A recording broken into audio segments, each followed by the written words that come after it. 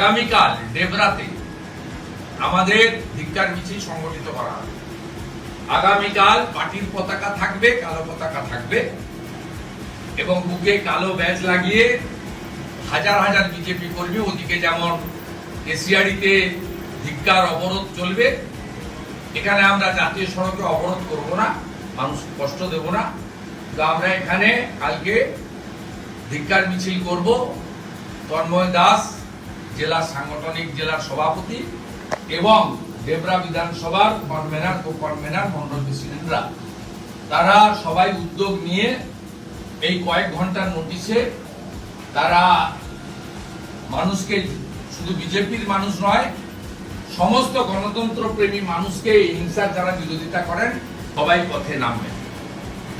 কাল केसियाड़ी में ब्लॉकेड रहेगा और पूरा दिन बीजेपी कार्यकर्ता आम जनता को लेकर धरना प्रदर्शन करेगी।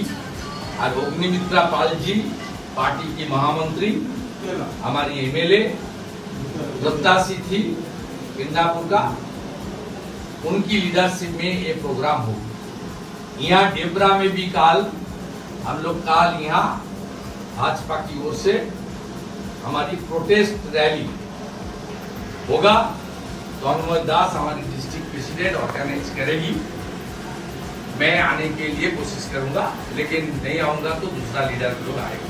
भूपति नगर में भी हमारी कार्यक्रम थोड़ी देर बाद वहाँ का डिस्ट्रिक्ट से ऐलान होगा।